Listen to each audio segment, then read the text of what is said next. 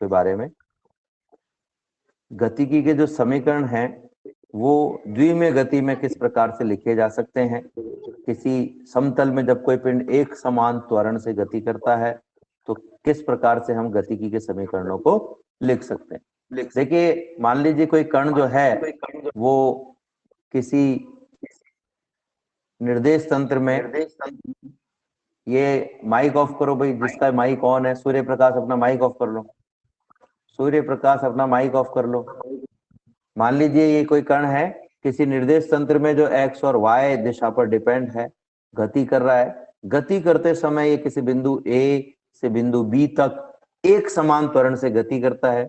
एक समान त्वरण से गति करने पर इसके एक्स निर्देशांक और वाई निर्देशांक दोनों में परिवर्तन होता है। एक्स निर्देशांक का जो मान है वो भी चेंज होता है और वाई निर्देशांक का जो मान है वो भी चेंज होता है। तो ऐसी स्थितियों में हम अगर गतिकी के समीकरण लिखना चाहें तो गतिकी के हमारे पास में तीन समीकरण है।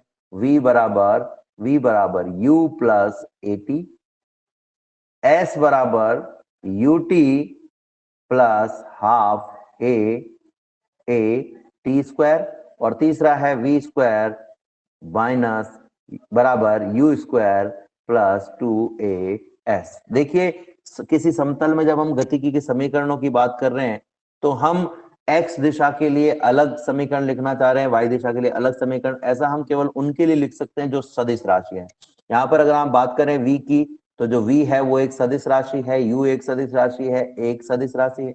इसी प्रकार से विस्थापन एक सदिश राशि है, प्रारंभिक वेग एक सदिश राशि है, त्वरण एक सदिश राशि। लेकिन यहाँ पर अगर आप बात करोगे वेग के स्क्वायर की, तो किसी भी सदिश राशि का जो वर्ग होता है वो हमेशा अदिश होता है। इसी प्रकार से यू स्क्वायर की बात करें तो ये भी एक अदिश राशि है।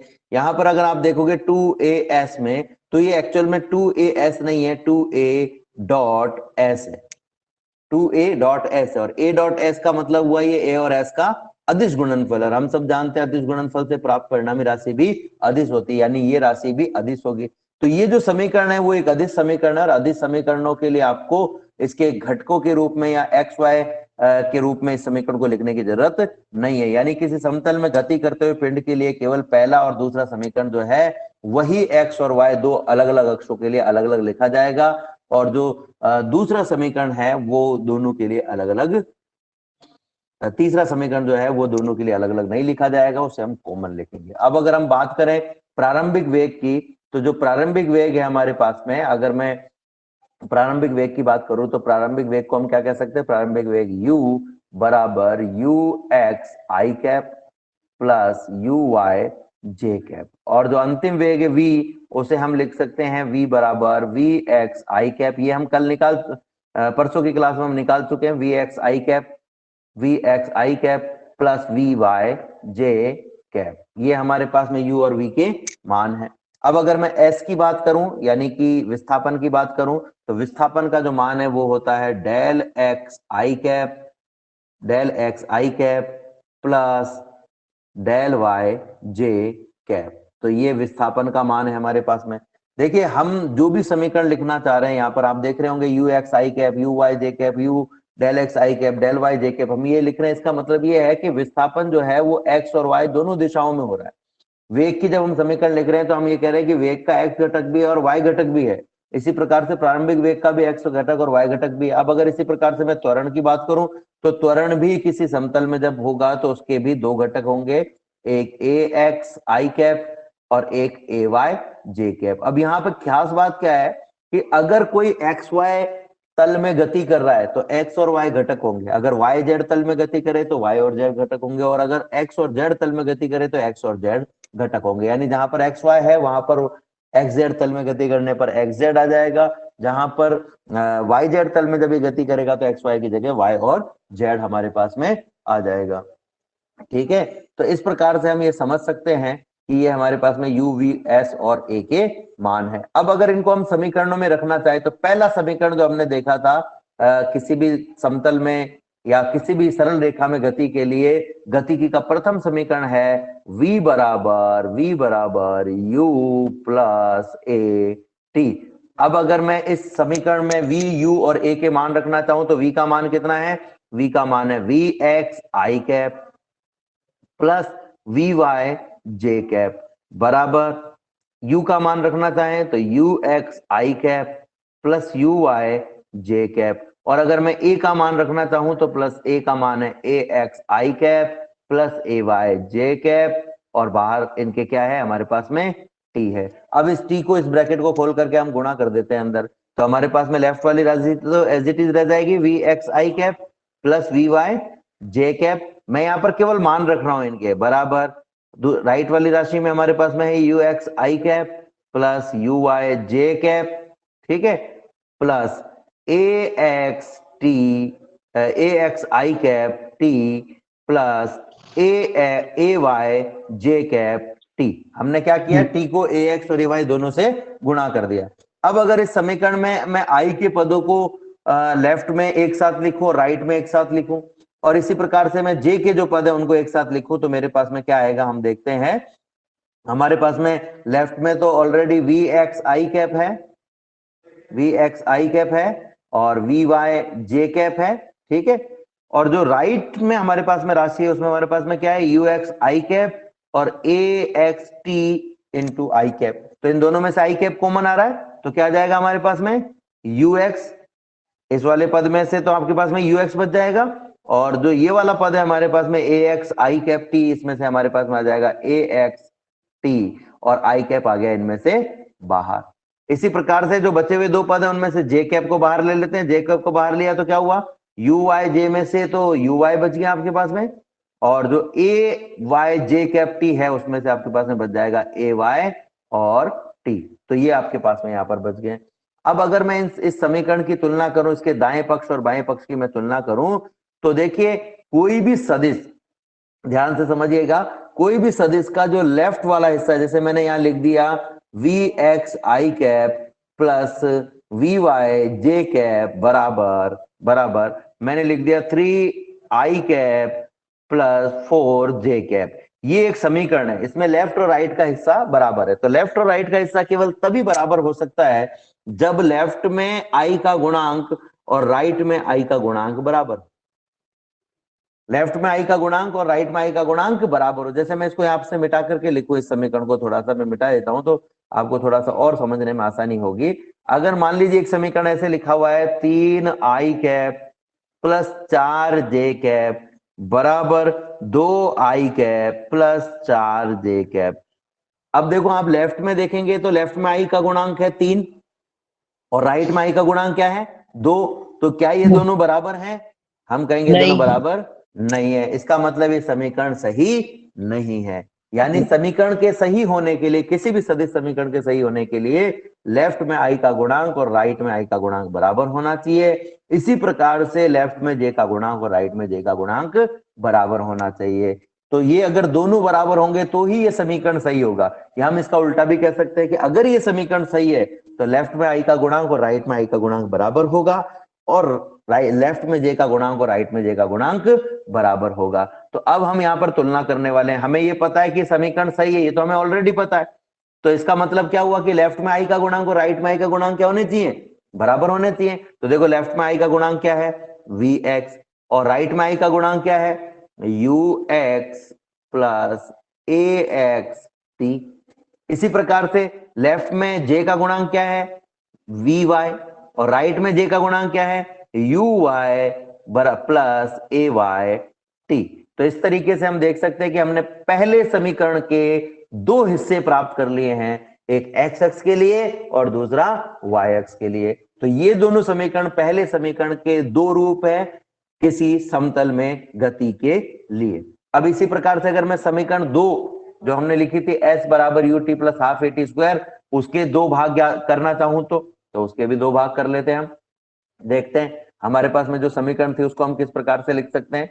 तो हमारे पास में समीकरण थी बच्चों s सदिश बराबर यू टी, जिसमें u सदिश है, प्लस 1/2 a सदिश इंटू टी स्क्वायर। अब s का मान कितना है, तो s का जो मान है वो है डेल एक्स आई कैप, यह भी हमने लिखा था। देखो यहां पर आप देखोगे पीडीएफ में तो आपको डेल एक्स की जगह x लिखा हुआ मिलेगा। क्यों लिखा हुआ मिलेगा मैं समझा दूंगा ये भी, लेकिन अभी फिलहाल अपन जो हमने माना है वही हम काम में लेंगे। Del x i cap plus del y j cap. ये मैंने किसका मान रख दिया, एस का मान रख दिया। अब मैं यू का मान रख देता हूं राइट में। यू का मान है u x i cap plus u y j cap, और ये इन दोनों को ब्रैकेट में बंद किया और ये हमारे पास में टी आ गया। तो ये पहला पद हो गया हमारा। अब दूसरा पद देखते हैं क्या है। दूसरे पद में हमारे पास में बाहर एक तो ए 1/2 है और एक आपके पास में टी स्क्वायर है। तो ब्रैकेट में हमारे पास में क्या रह जाएगा, ए का मान। ए का मान कितना है, ए का मान है ए x i cap plus a y j cap. ये हमारे पास में आ गया। अब यहां पर हम क्या करते हैं, इस ब्रैकेट को खोल देते हैं। तो हमारे पास में क्या हो जाएगा, del x i cap plus del y j cap is equal to u x i cap plus, sorry इसको टी को भी गुणा करना है हमें, तो ये टी को हम गुणा कर देते हैं, देखते क्या आएगा हमारे पास में। टी को गुणा कर दिया हमने, टी को गुणा कर दिया तो u x t into i cap plus u y t into j cap plus 1/2 a x t square i cap. ये 1/2 को और टी को दोनों को हमने ए एक्स से गुणा कर दिया। लास्ट वाला पद देखें तो क्या है, 1/2 a x t square J cap. अब जैसा हमने पहले किया था ठीक वैसा ही हम यहाँ पर करने वाले हैं। आई के जो गुणांक है उनको हम एक साथ लिख करके आई कॉमन लेंगे और जो जे के गुणांक है उन सबको एक साथ, हो सॉरी ए वाई, बिल्कुल सही कहा, ए वाई टी स्क्वायर जे कैप।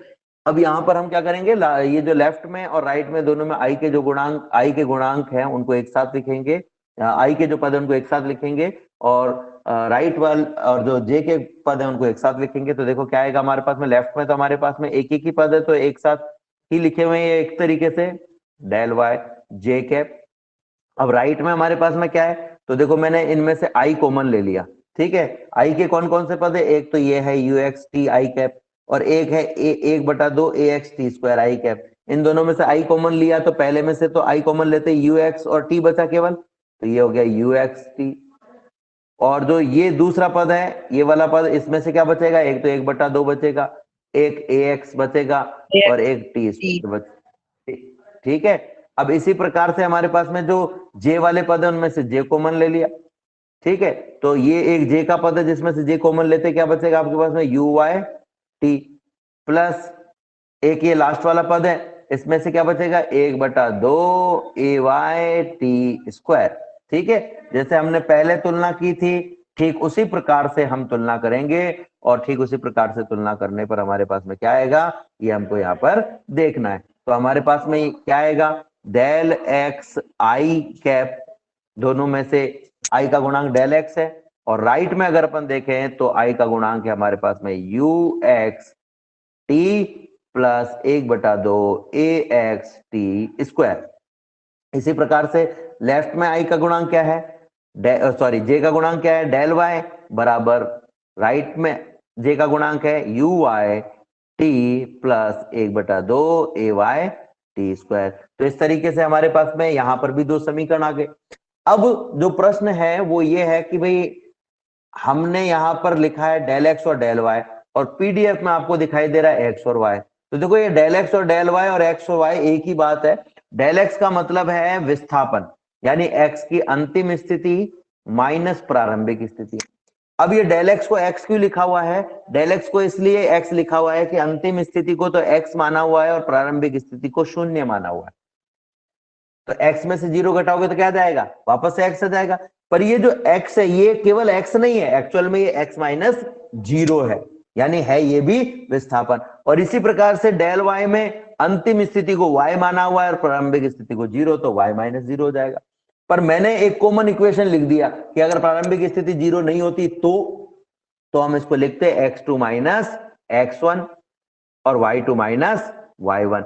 कभी कभी इसको x2 माइनस x1 की जगह और y2 माइनस y1 की जगह एक दूसरी चीज भी लिखी जाती है और वो दूसरी चीज क्या है, डेल x बराबर xf माइनस xi। xf का मतलब है final situation on x axis और i का मतलब है initial situation on x axis. तो फाइनल और इनिशियल सिचुएशन दोनों हमारे पास में है, ठीक है। तो इस प्रकार से हम इनको समझ सकते हैं। तो ये दो समीकरण हमने देखे। अब तीसरा समीकरण हम यहाँ निकाल नहीं रहे। क्यों नहीं निकाल रहे हैं? क्योंकि वो सदिश समीकरण नहीं है, इसलिए उसको एक्स और वाई के लिए अलग अलग निकालने की जरूरत नहीं है। पर समीकरण नहीं निकाला इसका मतलब ये नहीं कि वो लागू नहीं होगा, लागू तो वो होगा।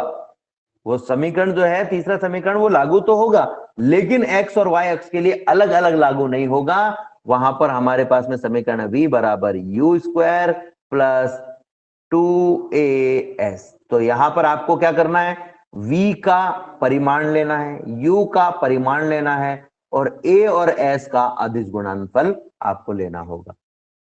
v का और u का परिमाण और a और s का अदिश गुणनफल आपको लेना पड़ेगा। परिमाण कैसे लेंगे? तो देखो v का स्क्वायर हमेशा इसके x घटक, v का जो मान होता है, v का परिमाण जो है वो हमेशा इसके x घटक के वर्ग vx स्क्वायर और y घटक के वर्ग vy स्क्वायर के योग के वर्गमूल के बराबर होता है। और ऐसे u का मान निकालना हो तो under root of ux square plus uy square. लेकिन यहां पर a और s का परिमाण नहीं रखना है आपको।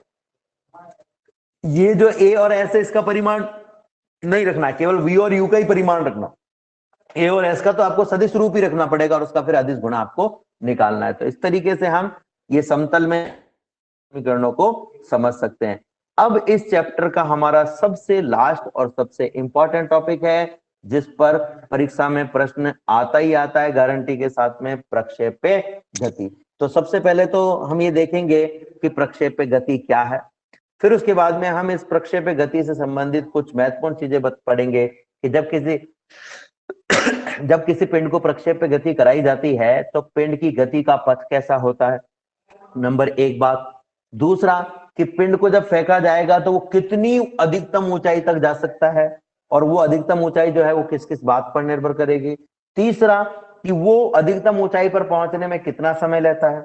चौथा कि जब उसको फेंका जाएगा तो कितनी दूरी पर जाएगा, यानी उसकी परास कितनी होगी। और पांचवा कि उस परास तक पहुंचने में वो कितना समय ले रहा है। तो ये पांच चीजें हम निकालने वाले हैं।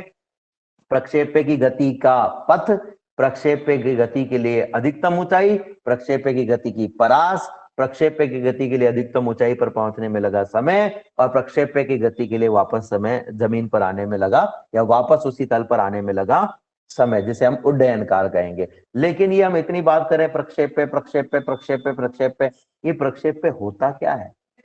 ये प्रक्षेप्य यानी अंग्रेजी जिसको हम प्रोजेक्टाइल मोशन कहते हैं, ये होता क्या है? देखिए, जब भी किसी कण को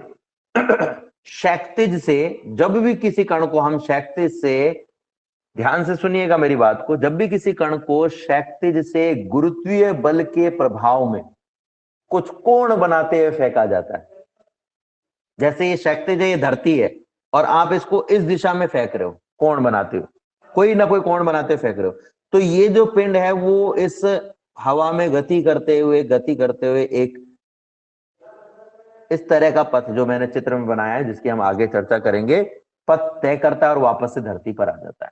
ये जो गति है इसे हम कहते हैं प्रक्षेप्य गति।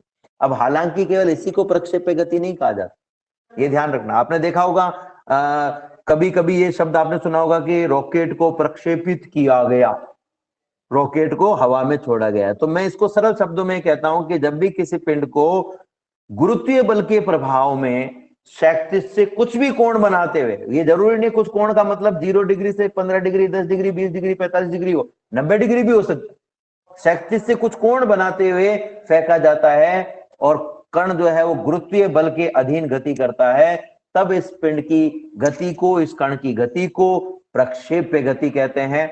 लेकिन प्रक्षेप्य गति के लिए हम कुछ कुछ चीजों को जो है यहाँ पर नगण्य मान रहे हैं। जैसे जब भी किसी पिंड को फेंका जा रहा है तो हम ऐसे पिंड की बात कर रहे हैं जिस पर वायु की वजह से जो प्रभाव पड़ रहा है वो नगण्य है। अब मान लो कि आप कहोगे भाई मैंने साहब कागज फेंका था, एक कहे मैंने पत्थर फेंका था, तो कागज पर वायु की गति का प्रभाव पड़ेगा लेकिन पत्थर पर नहीं पड़ेगा, पर्याप्त मोटाई का तो। और अगर वो पत्थर धूल के कण जैसा हो तो, बहुत बारीक हो तो उस पर प्रभाव पड़ेगा। तो हम यहां पर ऐसे कणों की बात कर रहे हैं जिस पर वायु का प्रभाव नगण्य होता है, नंबर एक बात। दूसरा कि इस पूरे में हम जो पृथ्वी की वक्रता है वो एग्जैक्टली एक जैसी नहीं है, ठीक है ना। देखो एक्चुअल में पृथ्वी कैसी है, ये ऐसी, ये इस तरह की पृथ्वी है। आप इसके यहां पर खड़े हुए हो सकते हो। अब जब आप इसको फेंक रहे हो, मान लो ये पिंड यहां पर पहुंच गया, हालांकि इतनी दूरी पर पहुंचता नहीं है, लेकिन मान लो पहुंच गया, तो इतने भाग में ये जो हिस्सा है ये एकदम सपाट नहीं है, ये एकदम समतल नहीं है। हम जहां से भी इसे फेंक रहे हैं वो भी हिस्सा एकदम समतल नहीं होता, पर हम ये जो वक्रता है इसको नगण्य मान रहे हैं, इस हिस्से को हम पूरे को क्या मान रहे हैं, सपाट मान रहे हैं। अब आप कहोगे भाई इतने से हिस्से को सपाट नहीं मानते तो क्या फर्क पड़ता? फर्क ये पड़ता कि जब कोई पिंड हवा में गति करता है और अगर वो इस तरीके के पथ पर गति कर रहा है तो पिंड की पृथ्वी से जो दूरी है उसके अनुसार गुरुत्वीय बल के मान में भी परिवर्तन होता है। लेकिन अगर ये दूरी में परिवर्तन न्यूनतम हो तो जो ये गुरुत्वीय बल में परिवर्तन है वो नगण्य होता है और इसको अपन छोड़ सकते हैं, यानी कि हम सभी बिंदुओं पर गुरुत्वीय बल का मान एक समान लेने वाले हैं यहां पर। दूसरा, पृथ्वी घूर्णन भी कर रही है और घूर्णन करने के साथ साथ ये कभी सूर्य के पास में होती है तो कभी सूर्य से दूर होती है। लेकिन जिस समय आप किसी प्रक्षेप्य को गति करा रहे हो और प्रक्षेप्य वापस पृथ्वी पर लौटता है, वो समय इतना कम होता है कि हम उस समय के लिए पृथ्वी को लगभग स्थिर मान सकते हैं। इसलिए पृथ्वी के घूर्णन प्रभाव को भी हम इसमें नगण्य मानते हैं। और इसके साथ साथ पृथ्वी के सभी बिंदुओं पर हम गुरुत्वीय त्वरण का मान एक समान ले रहे हैं। गुरुत्वीय त्वरण का मान ऊंचाई के साथ साथ बदलता है। ये चैप्टर नंबर 8 जो है उसमें आप पढ़ोगे, चैप्टर नंबर 8 में या 7 में है, 8 में है, 8 में आप पढ़ोगे जो। तो ये कुछ चीजें हमने यहाँ पे नगण्य मानी है। अब प्रक्षेप्य गति से संबंधित जो महत्वपूर्ण बातें हैं उसमें क्या क्या बातें हैं? प्रक्षेप्य गति में जब भी कण को हम फेंकते हैं तो उसका जो वेग होता है, जैसे मान लो आपने कण को ये एक XY तल था इस दिशा में फेंका, तो ये जो वेग है इसके दो घटक होंगे, एक X तल में होगा और दूसरा Y तल में होगा। इस पूरी गति में जो वेग का क्षैतिज घटक होता है वो हमेशा नियत बना रहता है और जो उधर घटक होता है वो गुरुत्वीय बल पर निर्भर करता है। ठीक है, और गुरुत्वीय त्वरण जो होता है उसकी दिशा हमेशा, चाहे पिंड यहां पर हो, चाहे यहां पर हो, चाहे यहां पर हो, हमेशा नीचे की ओर होती है। क्यों नीचे की ओर होती है गुरुत्वीय त्वरण की दिशा? क्यों होती है नीचे की ओर? क्योंकि पृथ्वी का गुरुत्वाकर्षण पृथ्वी की केंद्र की ओर लगता है। अब ये पृथ्वी है, आपने पिंड को यहां से फेंका, ठीक है, अब ये तो मैंने इतनी दूरी बता दी, इतनी दूरी में तो ये पता नहीं, हो सकता है कि इंडिया से अमेरिका पहुंच गया हो, है ना, इतनी दूरी में तो इंडिया से अमेरिका पहुंच गया हो, लेकिन आप जब किसी पत्थर को फेंकोगे तो इंडिया से इंडिया में रहेगा। अब आप सोचो इस पूरी दुनिया के हिसाब से इंडिया कितने से भाग में है, और उस इतने से भाग में भी आप एक शहर के किसी हिस्से में एक पत्थर को फेंक रहे हो और वापस वो उसी के आसपास गिर रहा है, तो वो इतनी छोटी जगह है कि इस पूरी छोटी जगह के लिए हम कह सकते हैं कि वो एक ही बिंदु है एक तरीके से। पिंड जो है मान लीजिए यहां पर था, तब भी इस पर गुरुत्वीय त्वरण की दिशा, गुरुत्वीय बल की दिशा केंद्र की ओर थी। जब ये यहां पर था तब भी केंद्र की ओर थी, यानी ये ऊर्ध्वाधर हमेशा नीचे की ओर होती है। और गुरुत्वीय बल की दिशा जिस ओर होगी उसी दिशा में क्या होगा? गुरुत्वीय त्वरण की दिशा होगी। अब हम जानते हैं कि जैसे मान लीजिए पृथ्वी है या हम किसी पिंड को फेंक रहे हैं, हम हमारे हिसाब से अगर बात करें, ये XY तल है, इसमें ये धरती है, धरती से मैंने पिंड को फेंका इस प्रकार से, तो जो गुरुत्वीय बल है वो हमेशा कहां लग रहा है? नीचे की ओर, यानी कि -Y दिशा में, और -Y दिशा में लग रहा है, इस वजह से गुरुत्व त्वरण का मान माइनस का G लिया जाता है। ठीक है, अब देखो ये जो गुरुत्व त्वरण है कौन सी दिशा में? ये -Y दिशा में। X और Y दिशाओं में से अभी हम यहां पर Y दिशा को लेंगे ऊर्ध्वाधर और X दिशा को हम लेंगे क्षैतिज। Y दिशा को हम लेंगे ऊर्ध्वाधर और X दिशा को हम लेंगे क्षैतिज। अब एक इंपॉर्टेंट बात और मैं आपको बता रहा हूं, मान लीजिए कि ये XY तल है, ठीक है, ये XY तल है। जब भी कोई पिंड X अक्ष के समानांतर गति करता है तो उसके Y घटक का मान 0 होता है। Y दिशा में जो भी मान होंगे, चाहे वो वेग का मान हो, चाहे वो त्वरण का मान हो, चाहे वो किसी और चीज का मान हो, सब 0 होंगे। ठीक है, और जब Y दिशा के घटक 0 होंगे, फिलहाल ये किसी बल के अधीन गति कर रहा है, गुरुत्वीय बल की बात नहीं कर रहे हैं मुझे, आप किसी बल के अधीन गति कर रहा है। और जब ये Y दिशा में गति करेगा तो इसके X घटक का मान 0 होगा। यानी कि हम ये कह सकते हैं कि जब किसी सदिश की दिशा, इसको गति के रूप में नहीं लें, हम किसी दूसरे तरीके समझें कि यदि किसी सदिश की दिशा X अक्ष के समानांतर या X दिशा में है तो समझ लीजिए उस सदिश का Y घटक जीरो है। और अगर किसी सदिश की दिशा y दिशा में है तो समझ लीजिए उसका x घटक जीरो है। अब यहां पर हम इस गति का एक चित्र यहां बनाएंगे और उस चित्र से हम कुछ परसेप्शन समझेंगे, कुछ महत्वपूर्ण चीजें समझेंगे और उन महत्वपूर्ण चीजों को हम यहाँ पर काम में लेने वाले हैं। तो हमारा जो टॉपिक है वो है प्रक्षेप्य गति। मान लीजिए कि कोई पिंड आपके पास में है जिसे आप XY तल में y x अक्ष से थीटा कोण बनाते हुए, ये थीटा कोण बनाते हुए आपने प्रक्षेपित किया। जिस दिशा में आपने फेंकने का प्रयास किया वो इसके प्रारंभिक वेग की दिशा होगी, u की दिशा होगी, ठीक है। और ये पिंड गति करता हुआ एक इस तरह का पथ बना करके और यहां इस बिंदु पर पहुंचेगा। ये x अक्ष है, ये y अक्ष है, ठीक है। पिंड के प्रारंभिक वेग का मान u है और थीटा कोण से इसे फेंका।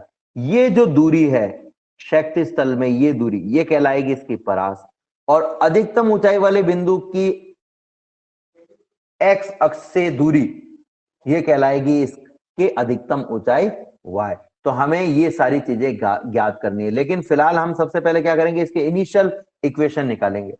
अब अगर मैं u की बात करूं तो u के दो घटक हो सकते हैं, ये थीटा कोण है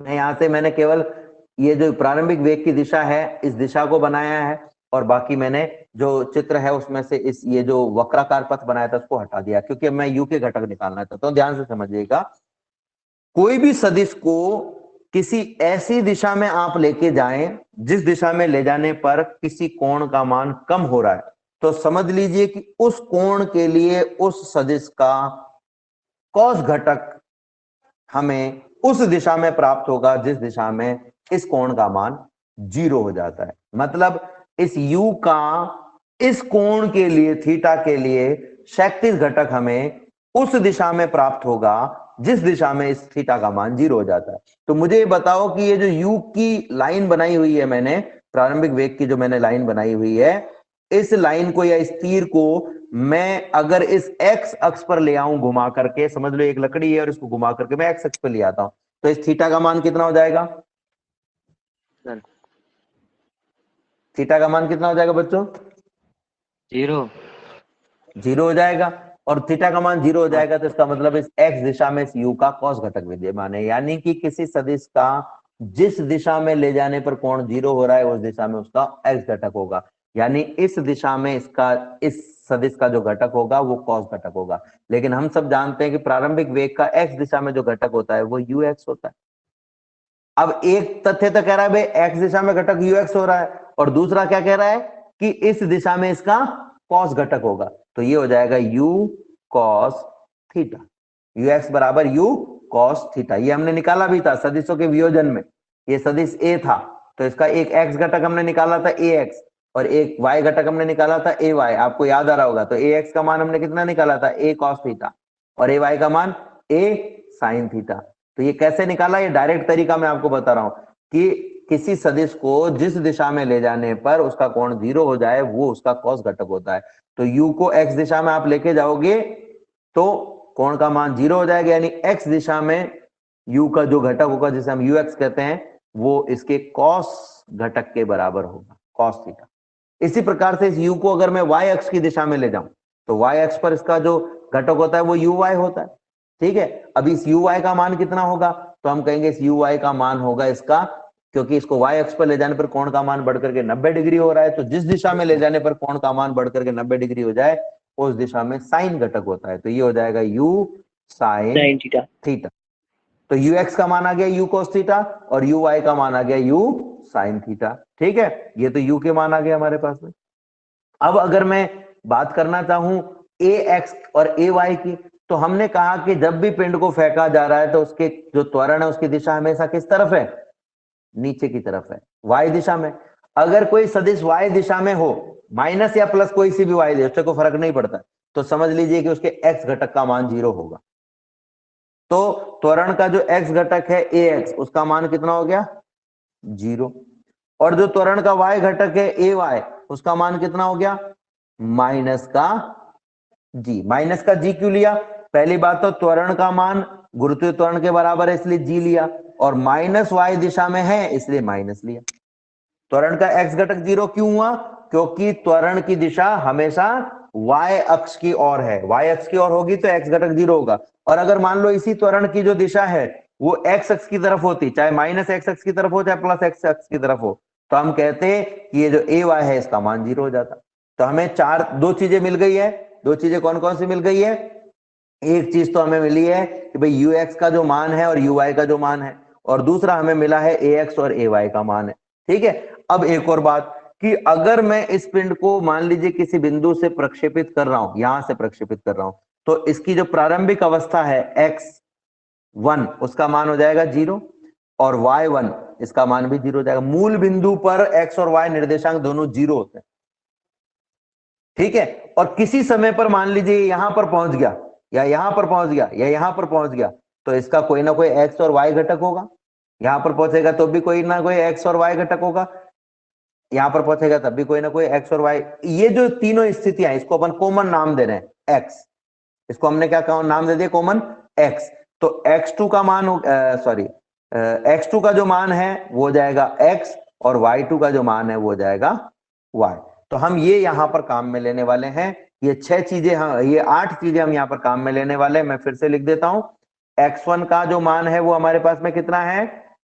0। और x2 का मान है आपके पास में x, तो डेल x का मान कितना हो गया? x2 माइनस x1 से डेल x का मान आपके पास में हो गया है x माइनस 0 यानी कि x। तो डायरेक्टली हम इसको लिख देते हैं, डेल x बराबर क्या आ गया हमारे पास में? x। तो डेल x के स्थान पर जो हमने समीकरण लिखा था डेल x, उसमें डेल x के स्थान पर हम काम में लेंगे x। डेल y के लिए हम काम में लेंगे y। ठीक है, u x की जगह काम में लेंगे u cos theta, u y की जगह काम में लेंगे u sin थीटा, और a x की जगह काम में लेंगे 0 और a y की जगह काम में लेंगे माइनस g। अब हमारा पहला काम शुरू हो रहा है। पहला काम क्या शुरू हो रहा है? पहला काम हमारा शुरू हो रहा है कि हम यहां पर एक समीकरण ज्ञात करेंगे जो ये प्रक्षेप्य के पथ को बताएगी कि ये जो इसका पथ है वो कैसा होगा, कि सीधा गति करेगा या वृत्तीय पथ में गति करेगा या किसी अन्य पथ में गति करेगा। तो हम इसके लिए क्या करेंगे? हमारे पास में एक समीकरण हम सब जानते हैं, डेल एक्स बराबर u x T plus half ए एक्स टी स्क्वायर। ठीक है, यहां पर अगर मैं डेल एक्स का, यू एक्स का और ए एक्स का मान रखना चाहूं तो डेल एक्स का मान तो कितना है? एक्स है।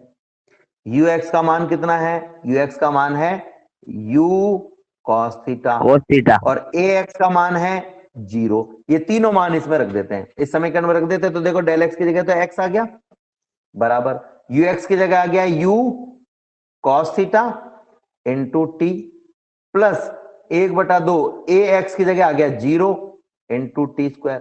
तो आपके पास में क्या आ गया समीकरण? x बराबर you cos theta into T. Last वाला पद तो 0 हो गया अपने पास में, तो ये x का मान आ गया हमारे पास में। अब इसी प्रकार से अगर मैं डेल y का मान निकालना चाहूं तो डेल y के लिए हम डेल y का समीकरण लिखेंगे। तो डेल y का मान हमारे पास में कितना आ जाएगा देखते हैं। डेल y का मान हमारे पास में कितना आ रहा है, ये मैं निकाल देता हूं यहां पर। डेल y बराबर u y t plus 1/2 a y t square.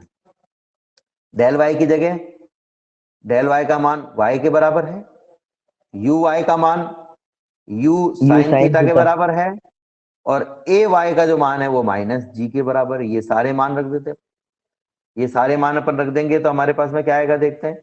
Del y बराबर डेल y की जगह आ गया y, डेल y की जगह आ गया y बराबर यू y की जगह आ गया u sin theta into T plus 1/2 a Y की जगह आ गया माइनस का जी इंटू टी स्क्वायर।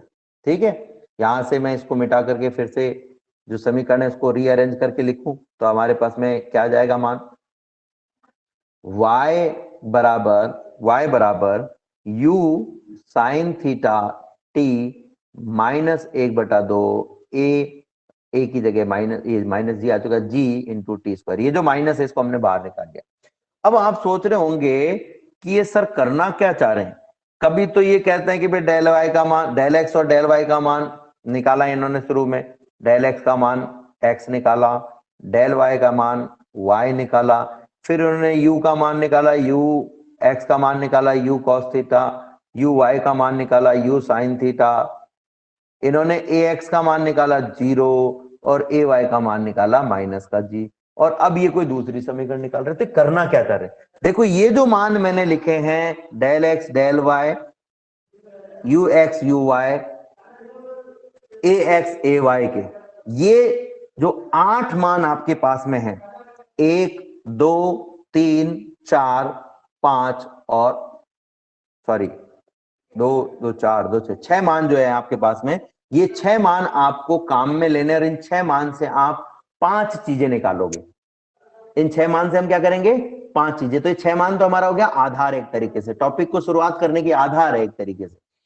5 चीजें कौन कौन सी निकालेंगे, एक तो हम निकालेंगे गति का समीकरण, जिससे हमारे पास में आएगा गति का पथ, पथ का समीकरण आएगा। एक हम निकालेंगे इससे इसकी परास, एक निकालेंगे उड्डयन काल, एक अधिकतम ऊंचाई का समय, और एक निकालेंगे अधिकतम ऊंचाई। तो ये जो 5 चीजें हैं, इनको निकालने के लिए इन 6 मानों की हमें जरूरत है। तो ये 6 मान क्यों निकाले, ये तो आपके समझ में आ गया होगा।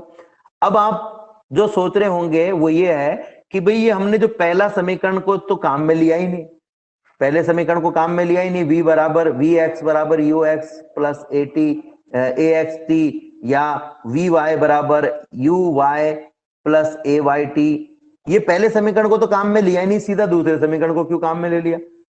तो देखो बच्चों, हम यहाँ पहला टॉपिक पढ़ रहे हैं प्रक्षेपे की गति का पथ। हम ये निकालना चाहते हैं प्रक्षेपे की गति का पथ कैसा होगा। जब भी आप किसी गति का पथ निकालना चाहो तो ये देखो कि वो गति किन अक्षों के बीच में हो रही है। जैसे x और y अक्षों के बीच में हो रही है, तो आपको ऐसा समीकरण निकालना पड़ेगा जिसमें x और y दोनों आ जाए, x और y दोनों आ जाए, ऐसा समीकरण हम निकालना चाहते हैं। अब ऐसा समीकरण हमारे पास में एक समीकरण तो कोई है ही नहीं जिसमें x भी हो और y भी हो। हमारे पास में जो समीकरण उसमें एक में केवल x है, दूसरे में केवल y है। तो ऐसा समीकरण हम कैसे निकालेंगे, उसके लिए हमने ये समीकरण यहां पर कैलकुलेट किए। तो हमारे पास में अब 2 समीकरण आ गए हैं। 2 समीकरण कौन कौन से आ गए हैं, हमारे पास में एक समीकरण तो आ गया है x बराबर u cos थीटा t, और दूसरा हमारे पास में आ गया है y बराबर u sin theta t minus 1/2 ay t square. ठीक है, ये देखिए हमने यहां पर ज्ञात किया, हमारे पास में ux cos थीटा, ux बराबर u cos थीटा है, uy बराबर u sin थीटा है, ax बराबर 0 है, ay बराबर माइनस g है। अगर मैं s बराबर ut plus half A T square का यूज करूं और x अक्ष के लिए लिखना चाहूं तो x अक्ष के लिए होगा ux बराबर ux t plus half x T square. यहां पर हम ux और ax का मान, ux का मान u cos थीटा और ax का मान 0 रखें, तो x का मान हमारे पास में ये आ जाएगा जो अभी मैंने ऊपर निकाला है। इसी प्रकार से y बराबर u y t plus half a y t square में यू वाई का मान u साइन थीटा और ए वाई का मान माइनस जी रखें, तो ये आ जाएगा y बराबर u sine theta T minus half G T square. मैंने यहाँ पर ए वाई टी लिख दिया है बाय मिस्टेक, ये ए वाई टी की जगह में लिखना है जी। तो देखो ये जो समीकरण हमने निकाला है और ये जो समीकरण हमने निकाला है, यही समीकरण मैं यहाँ पर काम में ले रहा हूँ। अब मेरा उद्देश्य क्या है, मुझे प्रक्षेपे के पथ का समीकरण निकालना है। प्रक्षेपे के, पीयूष चौधरी है, अपना माइक ऑफ कर लो बेटा, पीयूष अपना माइक ऑफ कर लो। हमें यहाँ पर क्या करना है बच्चों, यहाँ पर हमें प्रक्षेपे के पथ का समीकरण, अब प्रक्षेपे के पथ का समीकरण जब निकालना हो तो आप इस x और y में संबंध निकाल लो, यानी ऐसा समीकरण निकाल लो जिसमें x भी हो और y भी हो। तो कैसे निकालें, ये तो 2 अलग अलग समीकरण है, ये समीकरण नंबर 1 कह दो मैं इसको, एक समीकरण नंबर 2 कह दो। तो आप क्या करें, ये समीकरण 1 और 2 में एक राशि आप देखोगे कॉमन है, वो है t। तो किसी भी एक समीकरण से t का मान निकाल करके दूसरे में रख दो। तो मुझे दिख रहा है यहां पर कि जो पहला समीकरण है उससे t का मान निकालना आसान है, वो मान निकाल करके दूसरे समीकरण में हम रख देते हैं। तो पहले समीकरण से t का मान मैंने निकाला, t बराबर कितना हो जाएगा, x upon u cos theta. ये जो u cos थीटा इसको मैं नीचे लेके चला गया, ठीक है। ये जो t का मान आया है ये इस दूसरे समीकरण में हम रख देते हैं। तो देखो रखते हैं, y बराबर u साइन थीटा और t की जगह क्या आ गया, x upon u cos theta. तो देखो पहले ये u से u कैंसिल हो गया, दूसरा पद माइनस का 1/2 g और t की जगह आ गया आपके पास में x upon u cos theta sine theta, sorry u cos theta का वर्ग, ये u cos थीटा का वर्ग। ठीक है, अब इस ब्रैकेट को मैं खोल देता हूं, जो कट गया उसको हमने काट दिया है, जो नहीं कटा उसको वो रह गया उसको हम लिख देते हैं। तो आपके पास में क्या आएगा, y बराबर देखो यहां पर sine theta upon cos theta बराबर टेन थीटा हो गया। तो x की जगह तो x है और इसकी जगह आ गया टेन थीटा, माइनस